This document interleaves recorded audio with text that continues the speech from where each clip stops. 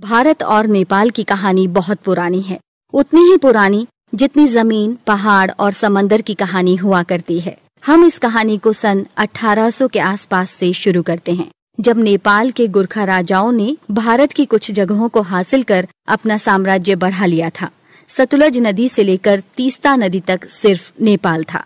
देखा जाए तो आज के हिमाचल के कांगड़ा से लेकर पूर्व में सिक्किम तक नेपाल। ईस्ट इंडिया कंपनी गुरखाओं के बढ़ते प्रभाव को देख रही थी। अवध का कुछ तराई इलाका भी गुरखाओं के पास था और ईस्ट इंडिया कंपनी को वो क्षेत्र चाहिए था नेपाल क्रॉस कर तिब्बत से व्यापार करने के लिए। कंपनी और नेपाल के बीच युद्ध हुआ। आखिरकार जीत कंपनी की हुई। नेपाल के साथ एक संधि हुई, सुगौली संधि। इस संधि के अनुसार भारत के बहुत सारे हिस्से फिर से भारत के हो गए, जैसे सिक्किम, हिमाचल, कुमाऊं, गढ़वाल और वो तराई क्षेत्र भी जो अंग्रेजों को चाहिए था। नेपाल की सीमा तय कर दी गई, महाकाली नदी से लेकर मेची नदी तक। यहाँ तक कि भारत की आजादी के बाद भी साल 1950 में सुगौली संधि को शांति और मैत्री संधि का नाम देते हुए यही सीमा मान ली गई।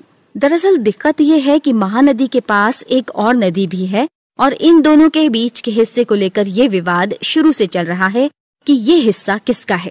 सुगौली संधि के अनुसार नेपाल इसे अपना इलाका मानता है, जबकि भारत इसे अपना हिस्सा कहता है।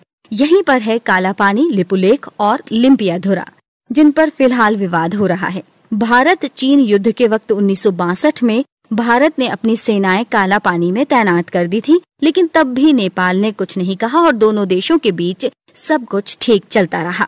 मगर साल 2015 में जब नेपाल ने अपना संविधान बनाया, तब मधेशियों के उपद्रव की वजह से भारत और नेपाल के बीच जरूरी सामानों की सप्लाई रुक गई और तभी से ये संबंध थोड़ा बनने बिगड़ने शुरू हो गए।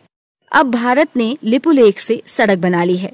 इस बात पर नेपाल फिर से बिफर गया है और उसने अपना नया नक्शा जारी कर दिया है, जिसमें दिखाया गया है कि ये सभी क्षेत्र उसके हैं। संभव है कि नेपाल ने अपने दूसरे हाथ वाले पड़ोसी चीन के भरोसे ये कदम उठाया हो, लेकिन तब भी सवाल तो यही